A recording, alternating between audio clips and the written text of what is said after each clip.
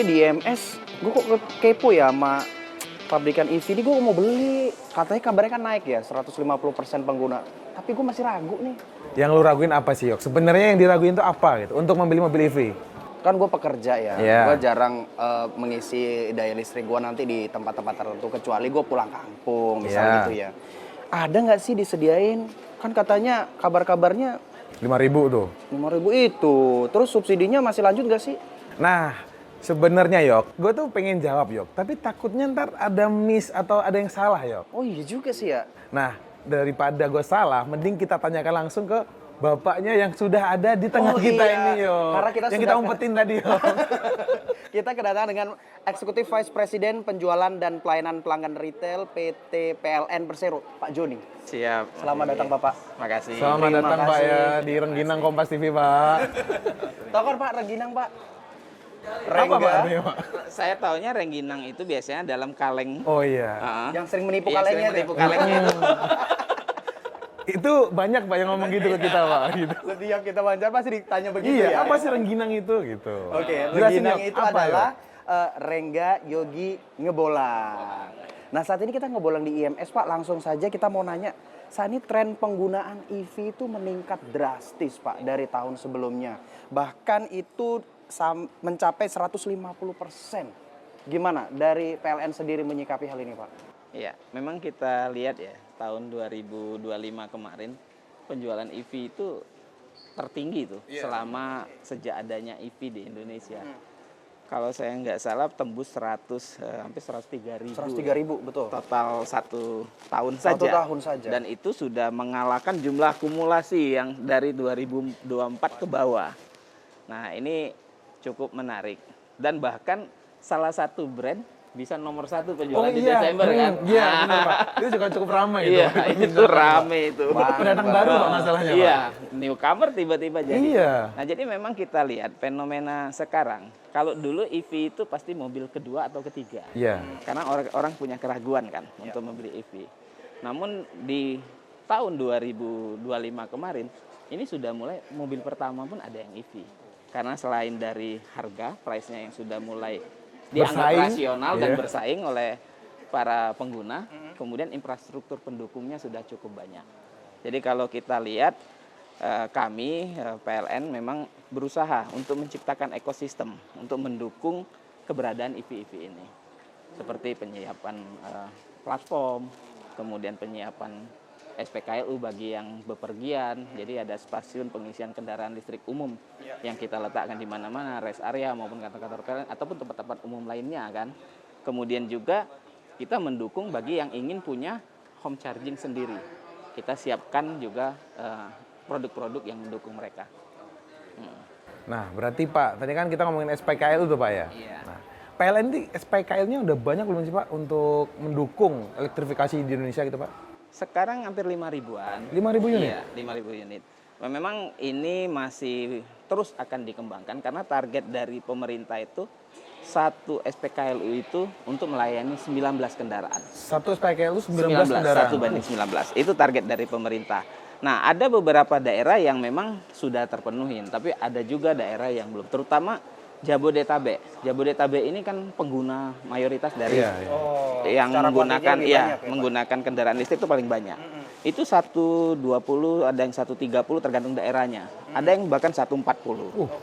Jadi kalau kita lihat ini masih butuh sebenarnya kita untuk mengembangkan lagi di lokasi-lokasi tertentu sesuai dengan kebutuhan dari masyarakat yang ada atau pengguna EV. Nah tentunya kan Pak dengan kurang lebih 5.000 ya Pak yang sudah ada, itu tidak hanya berbicara kuantiti tentunya Pak. Apakah mungkin nanti berbicara terkait tadi kan ada beberapa wilayah yang mungkin belum karena memang secara kuantiti EV di sana mungkin masih belum mencapai yang maksimal seperti di Jakarta contohnya gitu. Itu akan seperti apa ke depannya? Mungkin bicara kuantitas saja kah atau wilayah atau juga penambahan sumber daya segala macam seperti apa Pak? Nah ini menarik nih Mas Yogi ngomongnya. Jadi gini, kalau kita lihat dari Permen SDM ini kan ada peraturan menterinya yang mengatur nomor 24 tahun 2025 ya. Di sana itu jelas berapa setiap tahun yang harus disiapkan dan seperti apa sebarannya. Nah, kita akan mengacu ke sana. Tetapi seiring jalan juga kita akan melihat populasinya berkembang di mana.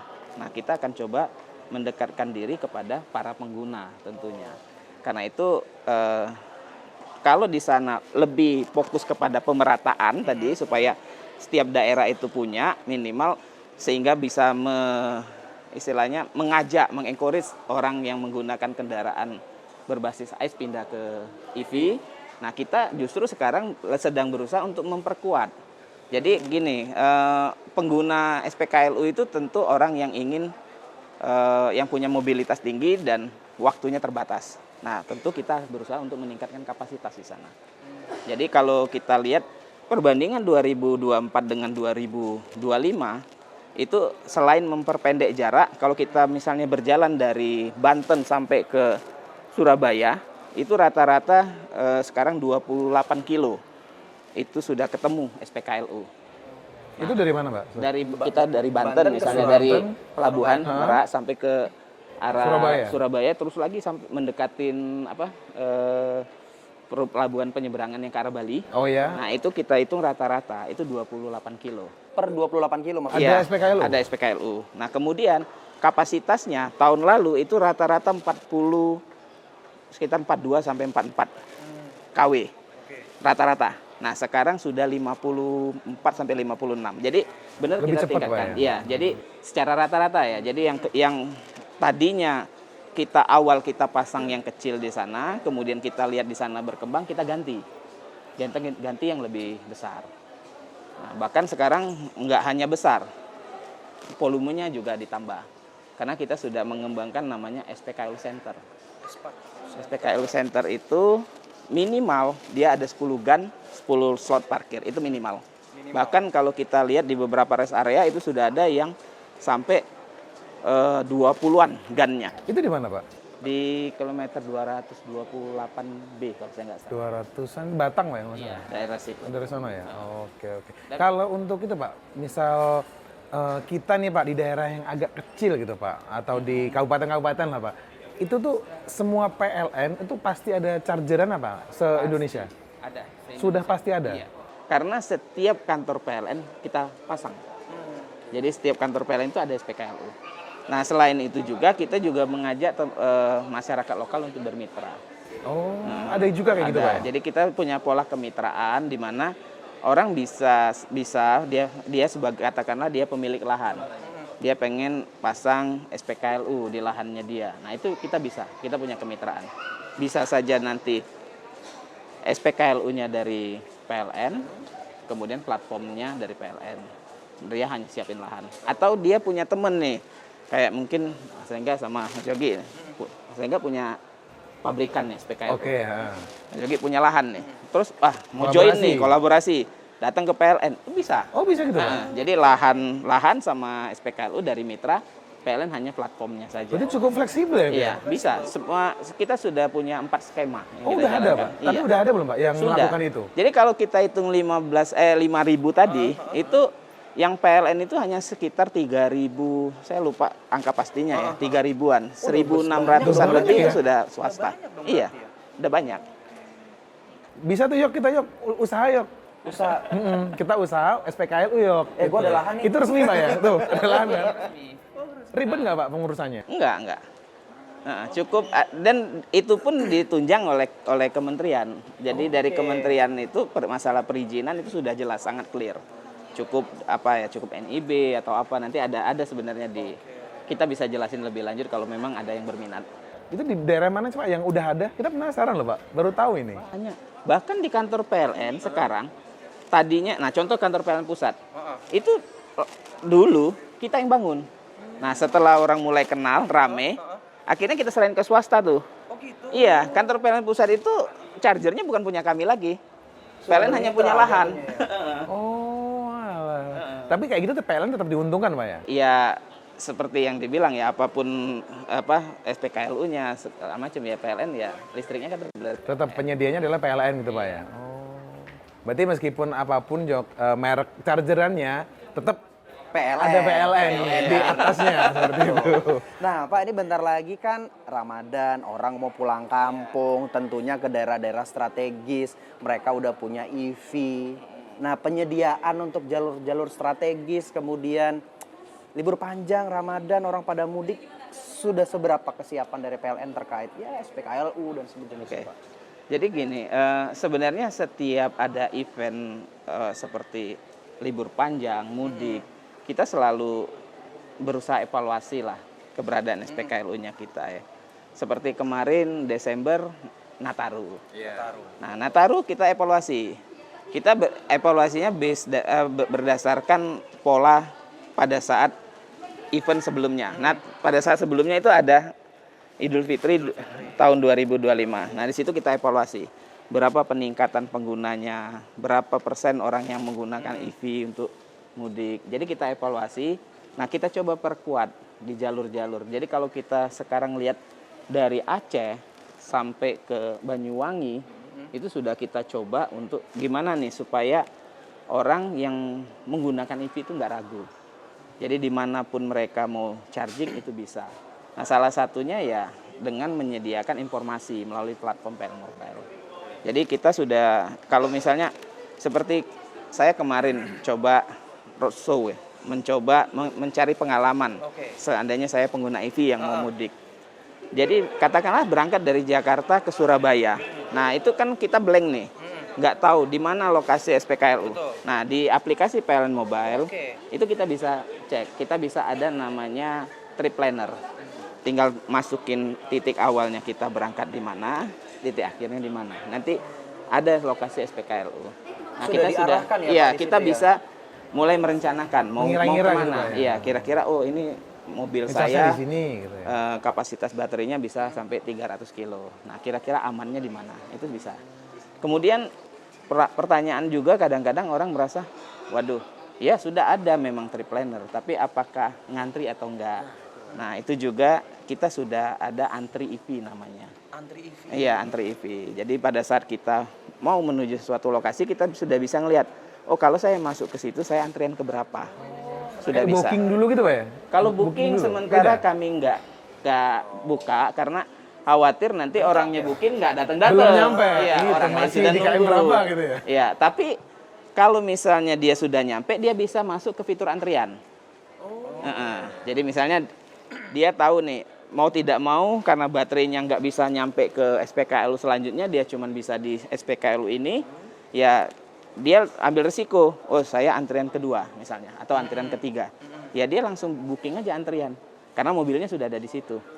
Nah, jadi pada saat orang yang sudah terlebih dahulu tadi selesai charging, dia akan diinfo giliran dia kayak gitu. Berarti udah kayak gitu Iya, Pak ya? dan orang lain nggak bisa charging karena dia sudah ngambil antrian. Soalnya dari aplikasinya semua. Iya, dari Pak, aplikasi. Sudah nggak ada tuh resiko nyerobot-nyerobot. Iya, Iya, nggak kadang-kadang ada. orang Indonesia suka kayak gitu ya kayak. Gue duluan, tinggal ke toilet, gue duluan deh. Tapi nggak bisa Pak ya? Bisa. Ada jeda waktu memang kita batasin ya. Tapi setidak-tidaknya itu langkah yang aman. Oke. Nah, Nah, Pak, ini kan saya ingin ngambil EV ceritanya, Pak. Saya kan jarang untuk pergi keluar, mungkin akan minim menggunakan SPKLU. Misalkan saya mau home charging nih, Pak. Bicara subsidi, Pak, juga itu gimana, Pak? Proyeksinya home charging mungkin akan lagi kapasitasnya mau dipertambah atau seperti apa, Pak, ke depan? kalau home charging itu sebenarnya gini, ada orang yang pengen secure ya. Ibarat kata tuh saya pengen punya SPBU di rumah katanya kan. itu, Pak. Nah, ini yang kalimat yang sering kita dengar. Jadi kalau nggak punya rasanya masih ada yang kurang. Nah, Kita tinggal tidur udah penuh mobil. iya. Gitu. Jadi PLN itu memang kita tidak hanya SPKLU, kita home charging pun kita punya produknya. Walaupun bukan hanya kita satu-satunya penyedia. Pemilik EV bisa saja mencari istilahnya mencari vendor lain ya untuk memasang.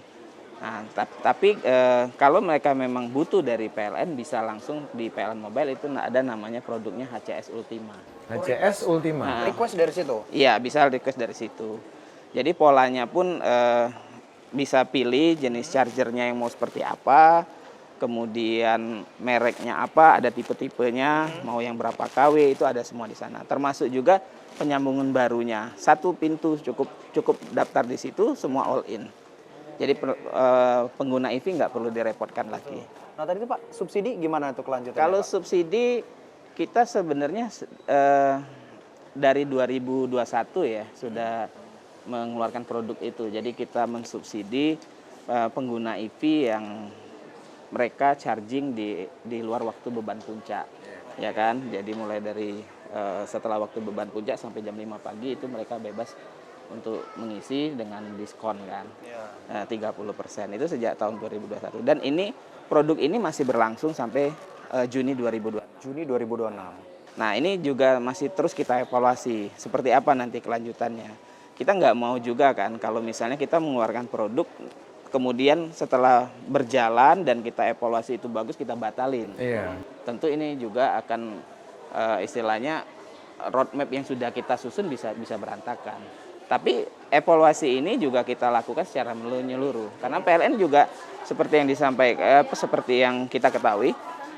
Sebenarnya insentif itu bukan hanya di sisi diskon yang kami berikan. Nah, contoh misalnya orang memasang home charging, itu dia juga dapat diskon biaya penyambungan. Jadi misalnya kalau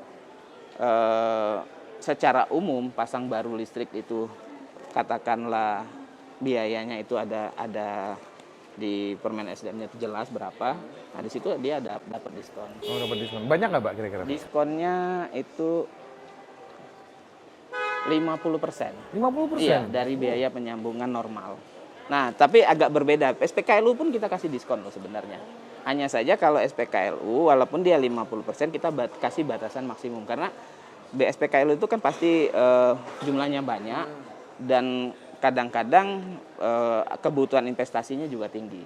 Jadi kita akan kasih diskon itu maksimum kalau SPKLU itu di 175 juta. 175 Iya. juta per SPKLU? Per satu lokasi. Oh, satu lokasi? Kan biasanya kan dia pasang barunya cuma satu. Iya. Kan?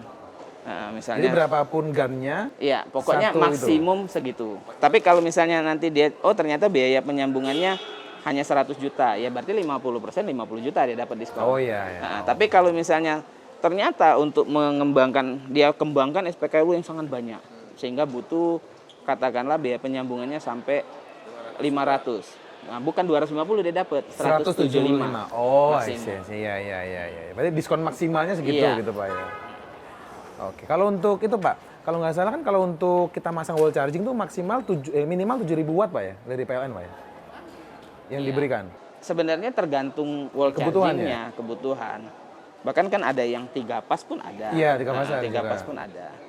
Yang 3 pas ya mulai dari 10.600, 13.200, ada yang 16.500, yaitu tergantung kebutuhan sebenarnya. Dan tergantung jenis chargernya. Oh iya, itu juga ada yang fast charging atau yang standar? Iya, kalau misalnya dia pasang yang hanya kapasitasnya 7.700, ngapain dia pasang yang 11.000 kan? Iya, Kira-kira kan gitu. Tergantung kebutuhan berarti Pak ya? Tergantung. Ya dia maksain listriknya nggak kuat, dir. Malah bahaya. Jangan tiba-tiba pasang charger 11.000 terus pasang listrik di ini 7.700, ya nggak mampu ngangkat kan? Iya, makanya itu. Oke, Nah ini saya oke. menarik nih Pak. Aplikasi PLN Mobile kini mengusung slogan Your EV Partner. Inovasinya seperti apa sih Pak? Nah sama tadi, jadi kita tuh sebenarnya harapannya pengguna EV itu cukup menggunakan PLN Mobile. Jadi sehingga Dalam satu genggaman. iya dalam satu genggaman. Nah di situ ada semua, SPKLU ada, kemudian home chargingnya juga ada. Dia kalau misalnya ngecas dia bisa monitor berapa, dan bahkan kalau dia home charging dia bisa istilahnya mengatur. Katakanlah kita kadang-kadang kan sering lupa lah, lupa matiin, lupa nyabut atau apa. Nah dia bisa misalnya, kita tahu nih kapasitas baterai masih 70%, 30%-nya sekian, kira-kira sekian jam. Iya. Nah itu bisa kita atur pakai dalam. Jadi memang semua sudah dalam satu genggaman. Termasuk tadi fitur-fitur SPKLU yang sudah saya sampaikan kan, ada fitur untuk trip planner, antri EP, kemudian fitur misalnya katakanlah apa ya, di sana tuh banyak sekali, termasuk juga kita bisa tahu kita antrian ke berapa segala macam itu sudah jelas kalau di Dan segala sesuatunya kalau bisa dipermudah melalui dalam satu Iya. genggaman tadi ya Pak. Nah, saat ini kan Pak semakin banyak ya brand-brand yang juga sudah memiliki EV semuanya seperti itu. Nah, dengan adanya kolaborasi seperti apa? Apakah dengan semakin banyak brand EV yang masuk ke Indonesia semakin meningkatkan kualitas PLN dalam penyediaan SPKLU-nya atau seperti apa jangka panjangnya Pak? Kalau saya justru banyak brand itu saya seneng. Oke. Kenapa? Masyarakat punya banyak pilihan. Oh iya. Iya kan, itu dulu.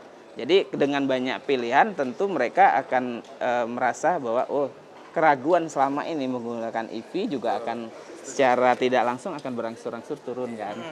Ngapain? Orang banyak buka, berarti memang ini akan berkembang.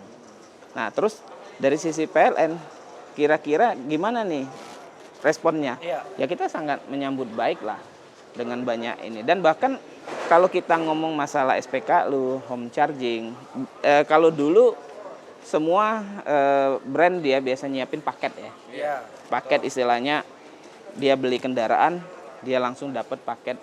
Home charging. Iya, betul. Nah sekarang kebanyakan kalau yang untuk brand-brand tertentu yang mobil-mobil kelas low, itu kan dia nggak Beli nyiapin, sendiri, betul. suruh beli sendiri. Nah di situ kita juga nyiapin. Bahkan justru para pengguna yang mobil-mobil pertama yang kelas istilahnya di segmen low segment, ini mereka nggak beli home charging, dia cukup pakai portable charger yang ada di mobil. Oh, yang nyolok ke listrik rumah Pak ya? Nyolok ke listrik. Karena itu sudah cukup. Coba bayangin, portable itu 2.200, ada yang 3.500 kan. Nah kita tahu perjalanan kita sehari itu paling 100 sampai 150 kilo. Berarti ya sekitar 20 kWh lah paling tinggi, 15 sampai 20. 5 jam ngecas cukup kalau yang 3.500. Tinggal dia tambah daya, tinggal gunakan portable-nya tanpa harus membeli home charging. Jadi sebenarnya itu sudah lebih dari cukup. Berarti PLN itu juga punya apa ya? Home charging misal nih, kayak kata Bapak tadi, orang beli yang low, katakanlah apa ya? Mobil yang katakanlah yang lebih murah lah Pak ya, mobil EV-nya. Berarti misal nggak dapat paket home charging, beli di PLN juga bisa Pak ya? Kalau misalnya dia pengen beli home charging bisa. Iya, karena di kita ada namanya HCS Ultima, itu produknya. Itu all in bisa didapatkan. Bahkan kalau sekarang untuk home charging ini kan tidak hanya PLN. Pabrikan pun ada yang sudah mulai menyediakan, dia berinisiatif membentuk unit usaha untuk penyediaan. Tidak hanya home charging, bahkan sudah mulai mau merambah ke SPKLU. Nah kita sudah mulai tiktokan nih sama beberapa pabrik. Kolaborasinya ya berarti ya? Berkolaborasi untuk, ya karena kan selama ini banyak sekali pabrikan itu yang menjual kendaraannya juga ke fleet manajemen kan, taksi atau apa. Tentu otomatis dia harus nyiapin. Nah kalau dia nyiapin itu kan sifatnya private ya. Nah cuman kadang-kadang taksi kan mobile. Nah tidak bisa dong tiba-tiba chargernya katakanlah di Kemayoran di sini. Terus dia sedang jalan ke Bekasi, mau balik dulu ke sini untuk ngecas kan, habis di jalan kan. Karena itu sudah mulai mereka berusaha untuk bagaimana menyediakan solusi bagi fleet yang membeli kendaraan mereka. Dan itu nanti akan kita coba akomodir, kita buatkan skema kerjasama seperti yang saya bilang tadi, kerjasama swasta, bisa nanti fleet manajemennya menyiapkan lahan, charger dari pabrikan EV-nya atau TPM-nya. Tinggal lapor ke Pertamina, ke PLN. PLN ya untuk aplikasinya sama penyambungan listriknya. Udah selesai. Kalau untuk mudik ini Pak, yang tadi Yogi tanyain, kalau untuk mudik itu apa Pak yang disiapin? Atau mungkin ada perkembangan lagi Pak dari tahun-tahun kemarin? Jadi kita ini selalu berusaha ya untuk mengakomodir kebutuhan pengguna EV. Nah, pada saat mudik Nataru kemarin, kita lihat itu jumlah yang pengguna EV yang lalu lalang di jalan tol itu sekitar 19.500 hampir 20.000 kendaraan. Berapa persennya itu Pak kira-kira dari ICE sama EV? Masih banyak ICE. Masih banyak ICE tetap Pak ya? Iya. Tapi 19.500 di waktu itu jumlah kendaraan ya masih sekitar 120-an ribu kalau nggak salah kan. Berarti hampir mendekati 20%. Betul. pengguna EV sudah mulai berani untuk keluar. Nah, ini tentu jadi evaluasi karena kami melihat antara Idul Fitri yang 2023 ke 2024 itu peningkatannya signifikan, hampir 3 kali lipat. Nah, otomatis di sini juga kita akan melihat nih, ini fenomena Desember, Januari, Februari. Ini banyak kali yang membeli EV. Bahkan sampai sekarang pun banyak info-info bahwa yang sudah SPK pun belum dapat kendaraan kan. Iya, betul. Dan ini tentu kendaraan-kendaraan ini yakinlah suatu saat pasti akan bermudik ria juga. Nah, kami juga sedang mempersiapkan sekarang mengevaluasi kantong-kantong mana yang dibutuhkan untuk penambahan SPKLU. Kemudian kantong-kantong mana yang katakanlah dulu SPKLU-nya kecil kita perlu perbesar. Ini sudah kami sedang proses ini. Nah, termasuk juga mudik Lebaran itu sesuatu yang unik. Agak berbeda dengan mudik Nataru yang tidak selalu rame ya. Mudik Lebaran itu kadang-kadang ada one way system. Oh iya, benar. Ya kan? Tentu kami nggak bisa hanya memikirkan jalur yang tol. Non-tolnya pun harus kita pertimbangkan. Ini yang baru saya mau tanya ini Pak. Kan kita kan fokusnya mungkin di tol Pak ya, mungkin Cipali lah Pak. Iya. Kalau misal di bawahnya itu loh Pak, gimana Pak? Jalur utara selatan sekarang kita lagi evaluasi. Jadi kalau jalur utara Pantura, mulai Cirebon, kemudian Pekalongan sampai ke Semarang itu kita evaluasi nih. Kira-kira di mana nih? Contoh sekarang Cirebon itu adalah SPKLU Center yang besar juga. Di Cirebon Pak ya? Iya, di kantor PLN di sana kita bangun SPKLU lebih kurang ada sekitar 12 ya kalau saya nggak salah, 12 GAN di sana, 12 atau 14. Jadi itu cukup besar, bisa nampung kendaraan yang banyak dan itu semua fast dan ultra fast charging. Oh, fast dan ultra fast charging. Jadi kita sudah punya 16 nih sekarang SPKLU Center. Jadi kota-kota besar seperti Bandung, kemudian Semarang, Jogja, terus Surabaya itu sudah ada SPKLU Center semua. Termasuk juga Malang. Malang udah ada juga Pak ya? Itu sudah punya. Bahkan kita mau kembangin lagi karena mudik itu identik juga tidak hanya mudik tapi wisata. Iya, benar. Mampir-mampir Pak. Setiap kota tuh punya sekali gitu Pak. Iya, wisatanya. jadi kalau kita lihat mudik tadi jalur utara ada misalnya one way system kita harus pertimbangkan. Kemudian ada pula ada kemungkinan juga lewat jalur selatan ini juga sudah kita coba antisipasi. Salah satunya lagi ya mereka mudik pasti akan berwisata di daerah sekitarnya mereka. Contoh mudik Surabaya nggak mungkin nggak mampir ke Malang atau Batu. Nah itu juga kita sudah coba. Ini harus kita perkuat. Nah karena itu kami sekarang lagi proses evaluasi di mana saja titik-titik ini yang perlu kita perkuat SPKLU-nya. Dari sebanyak inisiatif dari PLN tentunya juga mendukung program pemerintah ya Pak, net carbon emission ya, terkait pengurangan ramah lingkungan. Kira-kira apa program yang mungkin bisa dibanggakan dari PLN terkait mendukung percepatan terkait penggunaan orang untuk beralih penggunaan EV Pak? Seperti apa Pak? Terkait biar orang lebih menggunakan EV maksudnya seperti itu. Jadi kalau kita coba sekarang ya memang perbandingan antara terkait cost ya. Iya, terkait cost antara pengguna mobil ICE dengan mobil listrik ini sebenarnya masyarakat pengguna EV itu sudah tahu. Mereka sudah bisa melihat kan cost-nya ya tereduksi sangat banyak. Lumayan banyak kemarin. Ya, nah kami dari sisi PLN secara tidak langsung juga sadar bahwa pembangkit kita ini porsinya antara renewable dengan non renewable juga masih belum terlalu ideal kan. Tetapi semangatnya 2060 itu adalah net zero emission. Oh, net zero. Iya, jadi ya secara tidak langsung setiap tahun kita juga akan mengembangkan renewable energi yang sehingga nanti benar-benar pengguna EV pun bisa yakin bahwa listrik yang digunakan adalah dari renewable energi. Nah bahkan kalau kita lihat di rencana pengembangan sistemnya PLN itu sangat-sangat mungkin kalau untuk yang fosil itu adalah pengembangan proyek yang sudah ada sebelumnya, yang sudah masuk di RPTL sebelumnya masih proses pembangunan. Tapi kalau yang baru semuanya sudah renewable. Kita sudah mulai pengembangannya memang lebih fokus ke air, kemudian surya. Nah. Berarti beberapa sekarang udah ada ya, Bang, beroperasi?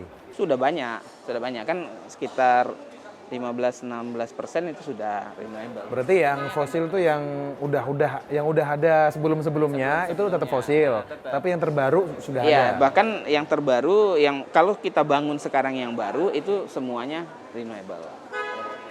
Jadi memang kita rencananya ya sesuai dengan rencana pemerintah 2060 ya nggak ada lagi. Berarti semuanya udah renewable energy, Pak ya. Itu harapan kita dan juga harapan dari. Oke, mungkin izin Pak, terakhir biasa di kita itu terakhir itu adalah pesan bagi para pengguna EV juga. Ini ditunggu, Pak. Seperti saya Pak yang masih ragu saya mau pakai EV atau enggak, ternyata penjelasannya sangat jelas sekali. Bukan SPKLU-nya, bahkan di rumah juga bisa, subsidi juga masih terus dievaluasi ya Pak. Boleh disampaikan pesannya apa untuk para pengguna EV atau calon pengguna EV Pak? Jadi mungkin sedikit pesan ya kepada pengguna EV maupun calon pengguna EV. Sebenarnya nggak perlu ragu lah menggunakan kendaraan listrik karena infrastruktur pendukung kendaraan listrik ini akan terus berkembang. Bahkan kalau kita coba gali lebih dalam, PLN itu sebenarnya tidak hanya fokus di kendaraan roda 4. Roda 2 pun kita coba kembangkan. Kita coba bermitra dengan pabrikan kendaraan roda 2 untuk bagaimana cara mempercepat waktu pengecasan. Walaupun kita tahu roda 2 hanya beberapa yang baru mulai masuk ke fast charging. Tapi baterai swap sudah mulai banyak. Nah, itu juga sudah ini. Dan bahkan kita masukkan juga di platformnya kita, di PLN Mobile itu ada juga.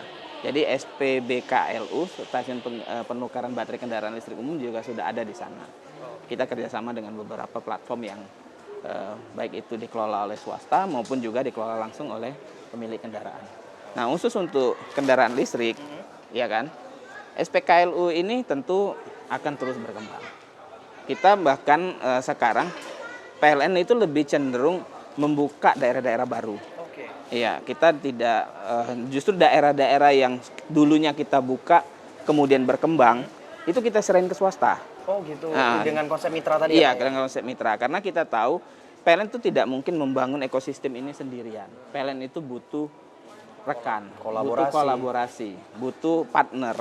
Nah, karena itu kita selalu bersiap untuk mengajak mitra-mitra untuk berpartisipasi dalam pengembangan ekosistem ini. Jadi ini benar-benar harapannya dengan berkembang seperti ini tidak perlu ada keraguan lagi. Kemudian juga terkait dengan home charging. Kita tahu tipe pengguna ini ada 3 sebenarnya. Satu dia yang memang mobilitasnya tinggi. Rumah kantor. Nah, ini yang perlu home charging biasanya. Itu 74% penggunanya di Indonesia. 74%? Ya. Nah, Orang mereka sibuk kita ya, iya, Pak, orang ya? sibuk. Nah, Banyak tapi orang sibuk ya, ada juga yang dia memang sangat tergantung di SPKLU. Contoh taksi. Oh ya, Fleet fleet kan? Pak ya, Nah, benar. fleet, taksi segala macam. Nah, itu sangat bergantung di SPKLU. Sama orang yang tipenya long range, yang dia perjalanan jauh. Itu juga tentu sangat bergantung ke SPKLU. Nah, tapi kita juga berusaha nih, semua tipe pengguna apapun, ya kita coba jangkau. Supaya mereka merasa benar-benar, wah saya membeli kendaraan listrik, ternyata saya tidak sendirian. Ada yang mendukung kami untuk menggunakan itu. Nah, ini yang sedang kita coba terus kembangkan.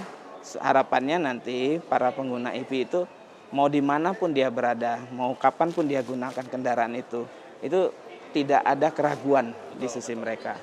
Saya yakin misalnya nanti Mas Yogi beli kendaraan pun, katakanlah pulang mudik ke rumah orang tua, belum tentu ada charger di rumah orang tua kan. Listriknya nggak kuat ya? Listrik pun nggak kuat, mungkin orang tua tinggal berdua, cukup 1.300 atau 2.200, rasanya kurang nih. Ya, tapi nggak usah ragu karena sekarang semua kantor PLN itu ada chargernya. Bahkan untuk daerah-daerah tertentu yang katakanlah perkembangan kendaraan listriknya lebih cepat, PLN akan coba masuk ke sana bersama mitra. Berarti misal PLN mungkin belum bisa menyediakan, akan coba berkolaborasi dengan mitra. Biasanya kita selalu yang pertama. Oh, tetap Karena ya? orang kan nggak berani invest kalau belum ada kepastian.